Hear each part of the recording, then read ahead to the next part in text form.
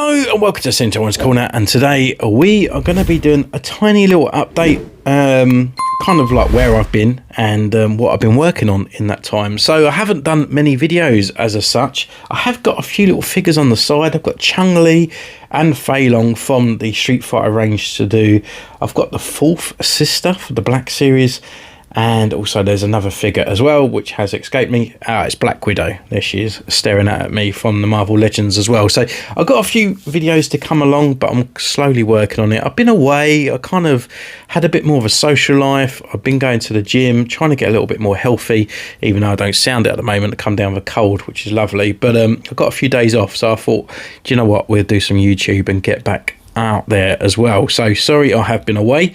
But yeah, so what I want to do is what I've been working on, and we get a little bit update on there as well. So you might have seen some little shorts that have been about.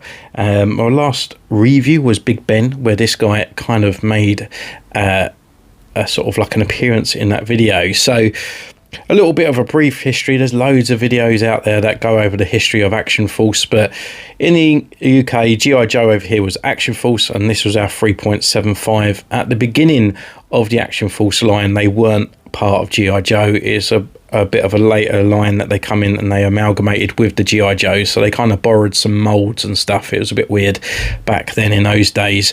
But yeah, so as Star Wars come out and the dwindling sort of 12-inch figures that were like the big things around at the time started reducing in sort of sales, so then Pally Toys decided to reduce the Action Man down into like these 3.75s. And in the 1980, the actual year of 1980 of April, there was the Iranian embassy kind of siege there, and what happened was there was loads of kind of hostages and stuff like that. It was over, I think, like 7 days or something like that. They was in there asking for demands and stuff. They actually sent in the SAS. So these guys were really popular for kids in the 80s, especially along the lines of the ninjas and stuff as well. So yeah, for this guy, he looked fantastic for me when I was a kid. He looked great. It's kind of like everything that the military kind of sort of resembled to me at that time, of coolness and like really cool sort of espionage, sort of like stealth missions and stuff like that. So these guys actually made a broadcast as well over on the news where, you know, you could see them storming into the building and stuff. So it was really cool, even though it was a year before I was born, and it was more of a recent thing that I understood about like where this actually come from. But this figure really stood out for me when I was a kid. So anyway, with that, obviously we got Big Ben that come out recently, which is kind of like he had the gas mask and stuff. So I've gone off and kind of painted this guy up to make him more like the SAS line figure. So on the side here, I just kind of like gone around the actual badge that he's already used there, and on this side we've gone around as well, around that English flag. Apart from that, the whole basic figure is done in a sort of flat black. There's other areas I've used different sort of blacks as well from Tamira. We use rubber black around on the actual belts as well, and on the face mask as well, so they are slightly a little bit different in there. And then I used the sort of grey that we always kind of use, which I think it was a Sea Ocean grey on the top up there. So yeah, gave him a sort of like an SMG kind of gun there. I can't remember who had that originally, and gave him a different sidearm on this side as well, just so it's more kind of like real world kind of type gun rather than that massive Uzi that he came with. And yeah, I'm loving how he sort of turned out. It looks really cool. I mean, it's all just black, but it's kind of nice to have. Also with his own alternative head, we can take that off and then pop on this one here. And what I've done, I've just gone over all the green paint work and stuff on there as well. So I've just done his hat and then the black kind of camo as well over the top of his parts there. So yeah, just bring that into line. And yeah, really loving the figure now.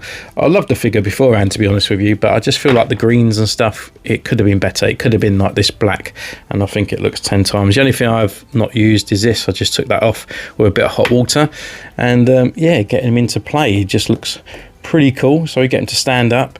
And also with the actual Action Force as well, there was like different units over the time. So there was a kind of a few reuse of Action Force, G.I. Joe figures into the Action Force, sorry. So we have this one here as well, which was obviously a a Cobra kind of officer, but it was actually the control of the Warthog or Warhog. I can't remember the actual name of the actual guy though, but we had a black version of the actual sort of costume over here, and he was part of the SAS.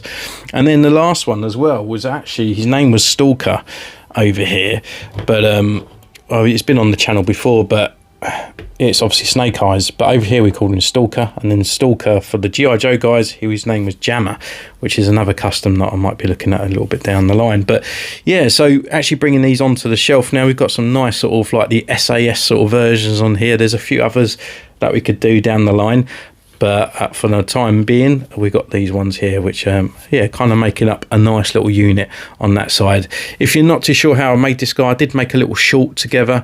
It's on the channel somewhere, so if you want a copy of that, then just follow the short. It was very easy, and yeah, all it was flat black, rubber black, and then the dark sea grey at the top there. So very easy to do, and then just a spray of Tamira flat over the top of him as well. So yeah, really nice, and I think it just makes that Big Ben figure a little bit better. And then next, but last means no means least, so obviously we go through, and I do enjoy doing my Mando figures. This one here was actually another one, because I always do like amalgams, don't I? I always like bring it in different franchises into other Mandalorians, and this one was the Rocketeer. And yeah, I just thought, why not, you know, another jetpack kind of type guy, why not bring in the Rocketeer into the Mando sort of verse? And what I was really going to do was kind of what I've done simpler here, but I was just going to actually paint the helmet gold. And when I was doing it, I was kind of like, I don't think it looks right. I just feel like it needs something. So, you know, this is the first time I've ever done sort of like sculpt work to a such that it's like a main part of kind of a character rather than filling in little areas. I feel like I could do better. I could have probably like sanded it down before painting it and stuff like that. I just literally, all I used was my fingers and I think maybe a lot of cotton. Oh no, it was a toothpick that was wet, and I was trying to get the sort of like fingerprints and stuff out of it. So and then poke holes into like the vent parts there. So yeah, it was actually all done by hand. You can actually see it where it's kind of like cracked in certain areas, and I've tried sort of putting it back together. So it's my first time sculpting, and I definitely sort of learnt a few lessons from it and whatnot. But yeah, with the gold over the top of it as well, it's gold leaf Tamira that I've used on there, and it looks pretty cool, I must admit. It did go on a little bit too cakey though. I feel like the gold might be on its way out, so I should have gone off and got a new pot, but however, it still gives off that kind of nice details on there. I didn't put any sort of extra rusting or anything on there. I just wanted it to be nice and sort of brassy and just kind of really show off there. It's actually on the Axe Woves body. I haven't changed the head on this one, which I normally do.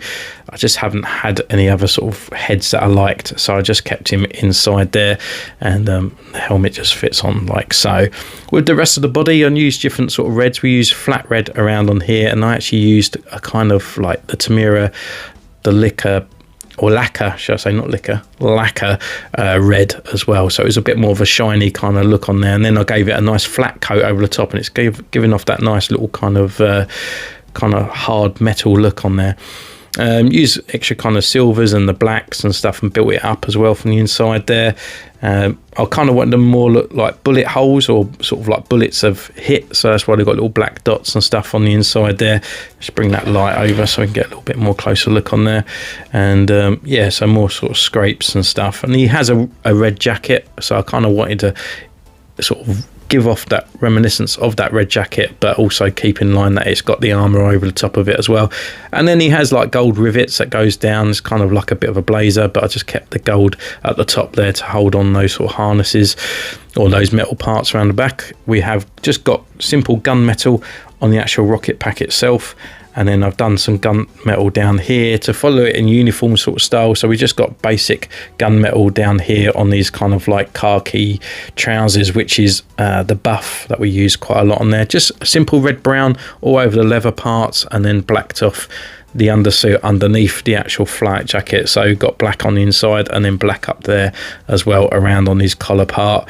And then down on his legs we just done flat black as well, and then red brown around on the top there, and then golded off the little ammo cartridges on the side, giving him some weathering effects as well on there. And not much else. We just done a bit of silver parts on there. And then I gave him, because he always carries like a Luger, I gave him a Harrison Ford Han Solo blaster for the DL-44, just to sort of fall it in line with the Star Wars kind ofness. So yeah, so that is the Rocketeer. I can't remember what I called him now, like Rocketeerian or something like that. So we got the Rocketeerian, and then obviously we have brought in, and I can't remember if I actually come up with a name with this one here. So it's the Last Samurai kind of one on here. So we got that Mandalorian, and then we got the Predatorian as well, which was really fun to do actually. I've got a couple more kind of figures. I think I've got another 2 axe woves as well. So you know, you can comment down below if you feel like you've got an idea what I should do, and see what I can do with them.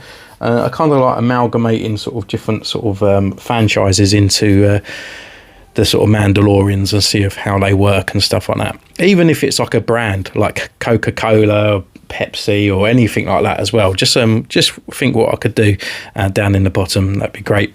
And that is pretty much it. That's kind of where I've been. So we've got some extra reviews coming out down the line.